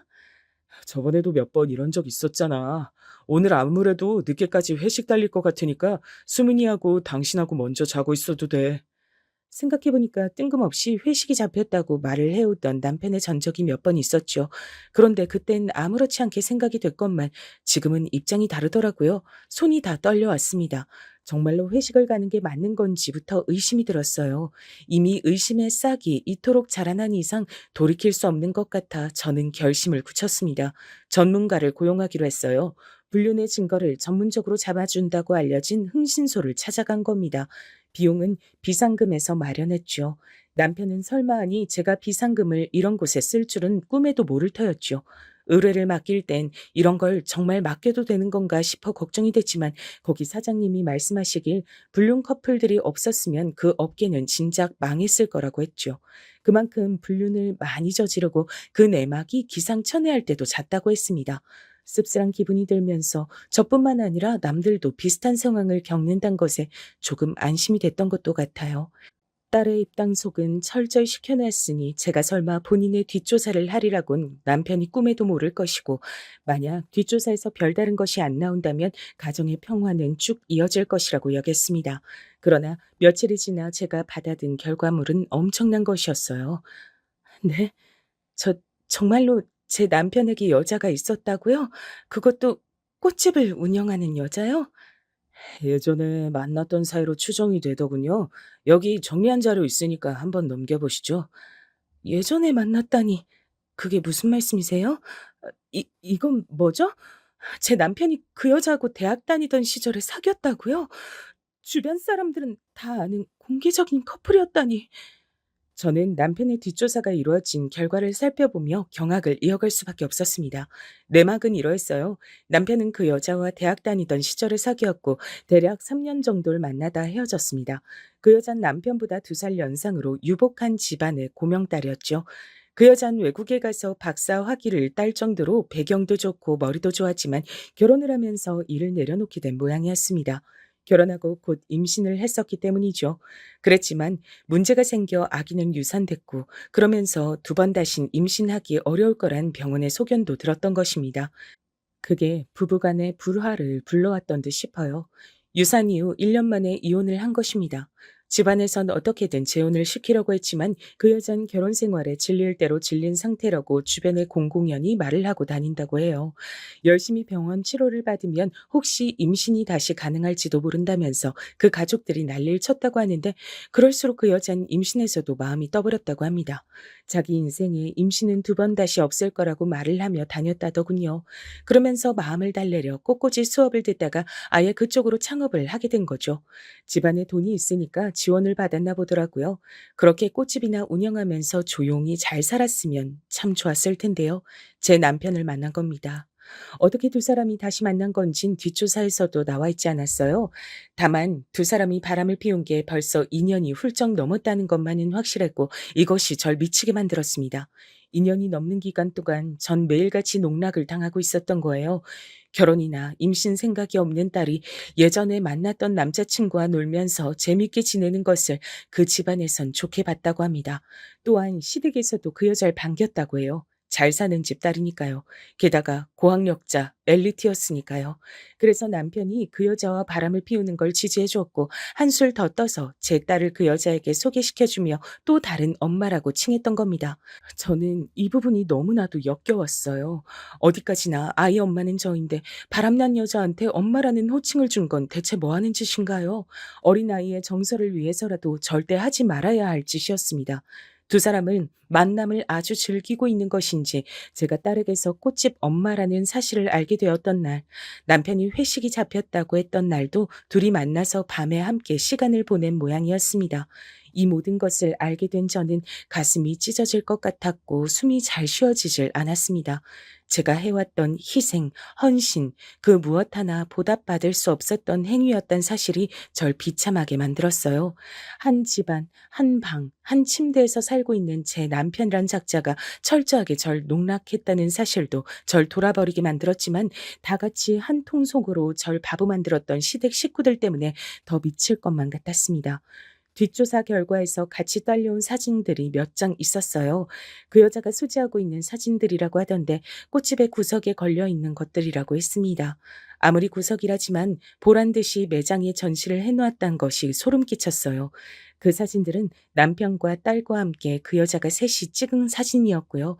시댁 식구들 남편과 함께 어딘가로 놀러가며 환하게 웃으며 찍은 사진들이었습니다. 언제였는지 몰라도 절 빼고 모두가 모여 한마음으로 행복하고 재미있게 시간을 보냈던 거예요. 피눈물이 흐르는 것만 같았습니다. 사람을 바보로 만드는 것에도 정도가 있는 것이었죠. 이건 정말 사람이 할 짓이 못됐고요.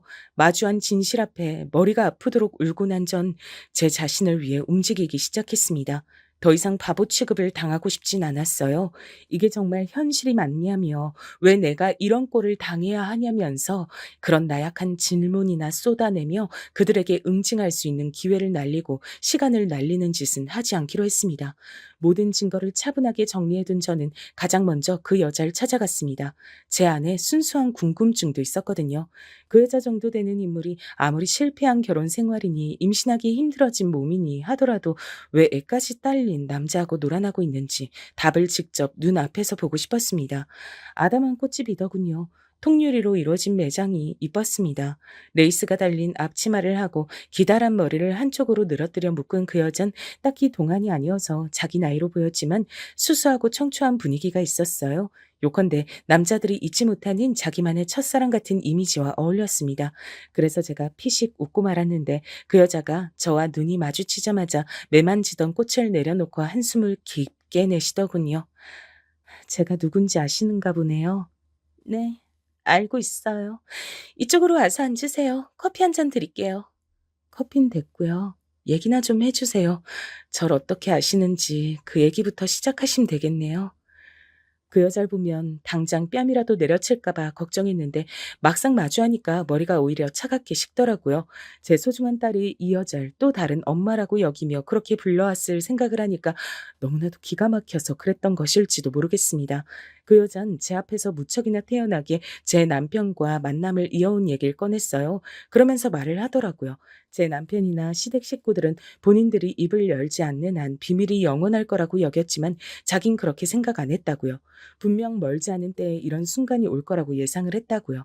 그런 소리를 하면서 덧붙이길 제 남편을 진심으로 사랑한다 그랬습니다.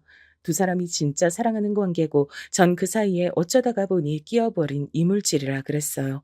남편과 바람이 난 상간녀에게서 제가 이물질이란 소리를 듣게 되다니 인생이란 참 잔인한 것이란 생각이 들었네요. 그런 저 같은 이물질을 왜 그 사람들이 여태까지 그냥 뒀을까요? 진작에 저 같은 이물질을 치워버렸으면 될 일인데요. 그 이유가 그쪽은 뭐라고 생각하시나요? 궁금했던 점을 한번 물어봤습니다.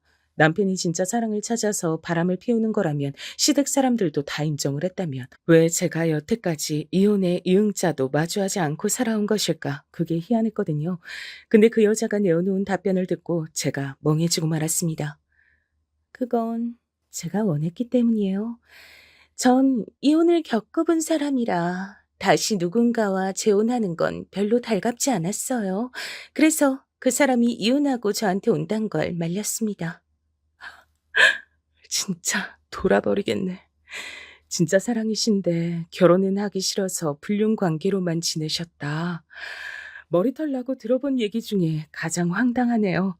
거기까진 내가 그렇다 칠게요. 근데요, 우리 수민이한테서 엄마 소린 왜 듣고 자빠졌던 거예요?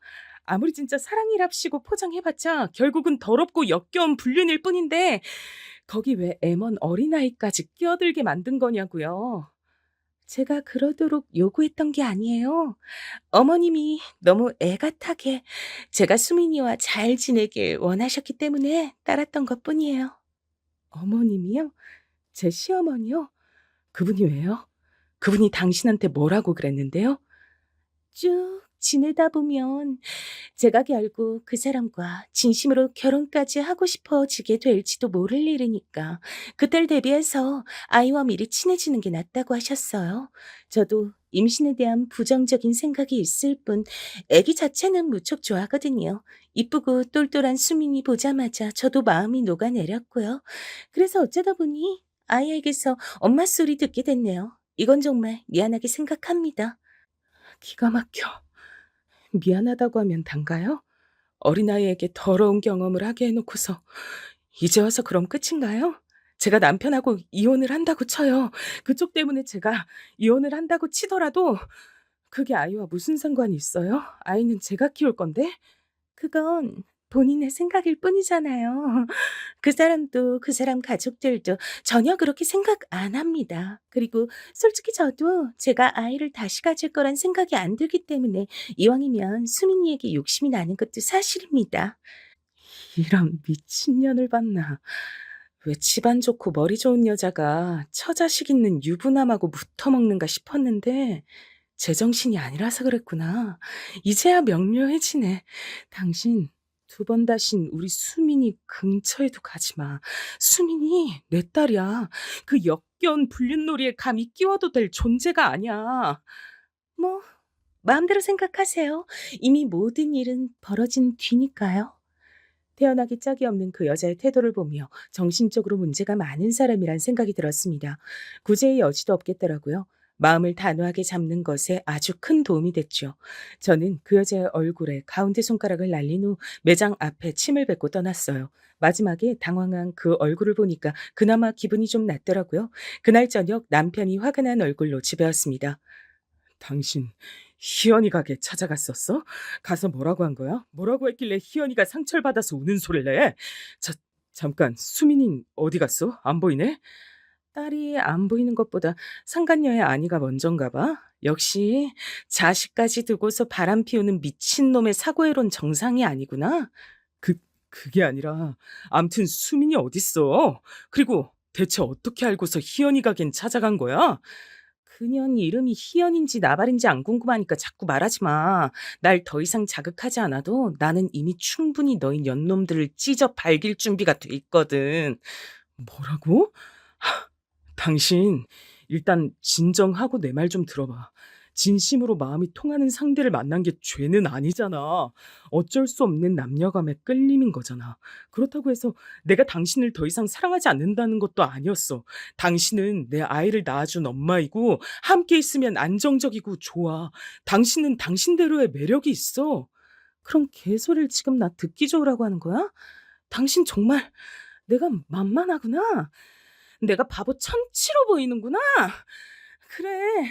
이런 취급이나 받도록 내 자리를 내가 만든 거겠지.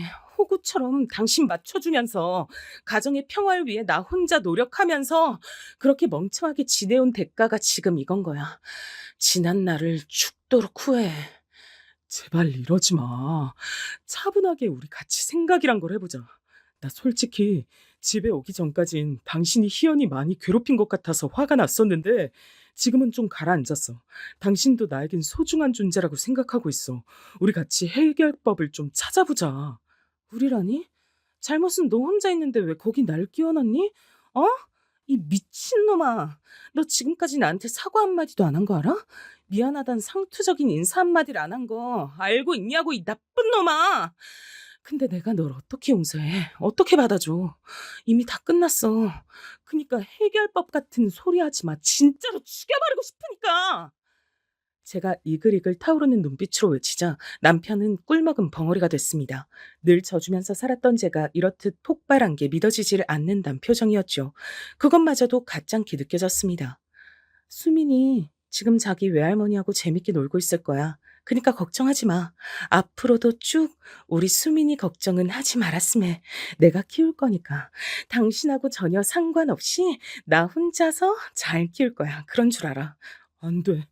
수민은 내 딸이기도 해. 당신이 뭔데 그런 결정을 혼자서 내려? 절대 용납 못해. 그래? 그럼 결정해. 수민이야? 아님 그년이야? 하나만 선택해. 수민이를 선택하면 그녀는 죽는 그날까지 두 번 다시 만나질 않겠다고 각설써. 만나면 전 재산을 나랑 수민이한테 주고 이혼한 뒤 멀리 떠나버리겠다는 각설 써야 돼. 어떡할래? 당연히 우리 딸이 우선이지만 내가 그런 각서까지 쓰길 좀. 빈말이라도 쓰겠다고는 안 하네. 잘 알았어. 이제 끝이야. 넌 네 맘대로 바람 피우면서 애기 데리고 불륜에 껴넣기도 했는데 아이를 내가 키우겠다는 결정 내 마음대로 내리는 게 왜 안 돼? 넌 되고 난 안 돼? 웃기는 놈이네. 넌 나한테 박살날 각오나 해. 반성 따위 없는 뻔뻔한 남편의 모습에 남아있던 일말의 기대, 정, 이런 것들이 다 날아가는 것이 느껴졌습니다. 제가 무척이나 강하게 나온 것에 놀라서 압도당했던 남편은 정신이 조금 들자 저에게 화를 내기 시작했어요. 자기가 그토록 죽을 죄를 지었다곤 생각하지 않는다고 하면서 난리를 쳐댔습니다. 개소리를 진지하게 들어줄 이유는 없었죠. 깔끔하게 무시했고 이혼 소송을 걸었습니다. 망설임 따윈 없었어요. 제가 이혼 소송을 걸자 시댁이 뒤집어졌죠. 시어머니께서 저에게 찾아와 제 뺨을 치셨습니다. 이런 피도 눈물도 없는 년 같으니라고. 네가 뭔데 우리 아들에게 그딴 모욕을 안겨줘? 모욕을 당한 건 전데요. 제가 모욕당하는 것에 어머님도 일조를 하셨잖아요. 그래놓고 저한테 이러시면 곤란한데요. 혹시 치매라도 오셨어요? 역시 이래서 근본이 처단 것과 애초에 상종을 하는 게 아니었어. 집안이 빵빵하고 가방 끈독인 그런 여자를 진작에 며느리로 들었어야 했는데 네가 해낸 것이라곤 우리 집안에 손주를 안겨준 것밖에 없구나. 아이는 우리가 키울 테니까 넌 개운하고 가볍게 재혼자리나 알아보는 게 어떻겠니? 너도 그게 낫잖아. 어떻게 치매가 세게 왔나 보네요. 전 전에 없이 당돌하게 맞섰고 충격을 받으신 시어머니께선 더욱 분에 차서 제 머리채를 잡으셨어요. 저는 시어머니께서 들이닥쳤을 때부터 휴대폰으로 112에 신고할 준비를 마쳐놓고 뺨을 맞자마자 버튼을 누른 뒤였습니다. 그 뒤로 일부러 더 도발을 했던 것이었고요. 시어머니께서 저에게 온갖 분풀이를 하고 계실 때 경찰차가 도착했어요. 그리고 저는 그 앞에서 정신이 혼미한 척을 하며 쓰러졌습니다. 경찰? 갑자기 경찰이 왜 출동을 해? 얘는 왜 또 쓰러진 거야? 나 미치겠네. 시어머니께선 경찰차를 타셨고 전 구급차를 탔습니다. 일이 커지고 말았죠. 이혼 소송에서 가뜩이나 유리한 제가 미치도록 더 유리해지고 말았습니다. 남편은 개거품을 물었어요. 그제서야 뭐가 잘못됐다고 느꼈는지 저에게 사과를 시작했습니다. 수민이 엄마, 내가 잘못했다. 내가 워낙 마음이 약해서 옛날에 잠깐 만났던 여자한테 잘해주고 싶어서 그랬어. 그것뿐이었어. 사실은 나한테 당신뿐인데 내가 그걸 모르고 헛짓거리란 거야. 수민 엄마, 나 용서해주면 이제 앞으로 정말 잘할게. 기회 좀 줘라. 잘못했어. 무릎을 꿇고 눈물로 저에게 싹싹 빌더군요. 이런 사과를 할 줄도 아는 남잔지 처음 알았네요. 전 그 사과를 거절하지도 않고 받아주지도 않았습니다. 남편의 애가 타들어갔고 그 다음으론 시어머니와 시누이가 찾아와 저에게 눈물의 사과를 해댔어요. 용서해달라고 하더군요. 절 기만한 걸 후회한다 했습니다. 전 그 모습을 보며 악어의 눈물이란 생각만 들었죠. 전혀 진심으로 안 보였습니다. 그래서 저는 초연하게 입을 열었어요. 차라리 이걸 그냥 잘된 기회라고 생각하시죠. 이혼하고 나면 아들의 새 출발을 지켜보실 수 있잖아요. 그 여자 임신이 아주 불가능하다는 것도 아닌 것 같은데 시도해보면 아이 소식이 있을지도 모르고요. 그 집안 경제적으로 괜찮다면서요. 돈을 퍼부으면 안 될 일도 없겠죠. 그 그렇게 생각을 하니? 네가 정 그렇다면야 나도 뭐 최대한 그렇게 생각을 해볼 수도 있는 건데 중요한 건 지금 이혼 소송 중이잖아. 너 때문에 우리 아들이 묵사발 나고 있는데 네가 소송 좀 어떻게 해결 좀 해주면 안 될까? 어머님, 절 기만해 오신 거 스스로 인정도 하셨잖아요. 근데도 제가 이혼 소송으로 정당한 승리 하나 쟁취하지 못해야 한다고 생각하시는 거예요? 설마 그렇게까지 양심이 없는 건 아니시죠? 제가 조용히 일침을 가하자 시어머니와 시누이가 입술만 꽉 깨물 뿐 아무 대꾸도 못했습니다. 돌아서면서 제가 이렇게 말을 잘하는 년인 줄 몰랐다며 자기들끼리 불만 어린 중얼거림을 뱉더군요. 그게 다 들려서 저는 그냥 피식 웃고 말았어요. 전 당연히 이혼 소송에서 승리를 거머쥐었고요. 아주 완벽한 승리였기 때문에 남편 놈은 탈탈 털렸습니다. 어린 딸도 당연히 엄마인 제가 키우는 것으로 결정이 됐고요. 남편은 딸 앞에서 눈물 쇼를 펼쳤지만 크게 소용이 없었죠. 아빠, 꽃집 엄마는 엄마가 아니었어? 그냥 아줌마였어? 근데 아빠가 나한테 그 아줌마 엄마라고 부르라고 시켰던 거야? 아빠 진짜 이상해. 어, 아니야, 수민아. 그건 그럴 만한 이유가 있었어. 아빠가 나중에 다 설명해 줄게. 아빠가 엄마한테 상처 줬어? 엄마한테 잘못했어? 외할머니가 그랬는데 아빠가 엄마한테 아주 큰 잘못을 해서 이제 같이 못 사는 거래. 나 아빠 미워. 아빠 싫어서 이제 안 보고 싶어. 영특한 딸의 활약에 전 남몰래 미소를 지었고 남편 놈은 충격을 받아서 눈물을 훔치며 돌아서야만 했습니다. 그러면서도 이제 그 여자와 장밋빛 미래를 그릴 생각을 했을지도 모를 일이었죠. 하지만 그런 미래 따위 제가 선사해 줄 생각이 없었습니다. 전 그 여자의 꽃집에 찾아갔을 때 성능 좋은 녹음기를 숨겨간 바였어요. 그리고 녹음 파일을 그 여자의 모든 지인들에게 돌렸습니다. 흥신소에게 맡긴 마지막 의뢰였죠. 또한 꽃집이 있는 지역 커뮤니티에 이 저질스러운 불륜의 내막도 다 퍼뜨렸습니다. 가장 관건이었던 건 그 여자의 전 남편에게도 이 사실을 알린 거였죠. 녹음 파일도 보냈고요. 제 기대대로 그 전 남편이 그 여자에게 연락을 한 모양이었습니다. 좋은 의도에서 할 연락은 아니었고요. 비웃고자 함이었겠죠. 그러자 그 여자는 자존심에 큰 상처를 입었고 수치심에 꽃집도 닫아버렸어요. 진절머리가 나는 전 남편에게 비웃음을 당한 게 견디기 힘든 모양이었습니다. 그리고 저는 이제는 전 남편이 된 놈의 직장에 일부러 이혼 결정 관련 서류를 보냈습니다. 이혼 소문이 직장에 쫙 퍼지게 됐고요. 직장의 사내 커뮤니티에도 전 남편 놈의 불륜 일화들을 쫙 올려서 퍼뜨렸어요. 전 남편 놈은 도망치듯 퇴사를 해야만 했습니다. 본인들이 세기의 사랑이라도 하는 것처럼 착각했던 연놈들은 상황이 그렇게 되자 본인들의 힘든 것에만 초점을 맞췄고 서로가 더 힘들다고 주장하며 서로를 원망하다가 헤어졌더라고요. 우습게도 겨우 그 정도 사랑이었던 겁니다. 저는 친정이 있지 않고 다른 곳에 집을 얻어 딸과 새로운 일상을 시작했어요. 친정과 멀지 않은 동네였고요. 갑자기 이사를 가게 되어서 딸에게도 미안했는데 새로운 유치원에서 적응을 잘하며 발랄하게 지내는 딸의 모습에 곧 안심을 하게 됐답니다. 전 남편 놈은 미치게 후회를 한다면서 울고불고 난리를 쳤었지만 저도 그렇고 저희 친정 식구들도 아무도 상대를 안 해줬어요. 그쪽엔 이제 일말의 정 같은 것도 안 남아 있었으니까요. 전 시어머니께서 깊은 상심으로 결국 쓰러지셨다는 후문이 들려왔을 때도 별로 안타깝지도 않더라고요. 자업자득이란 생각만 들었네요.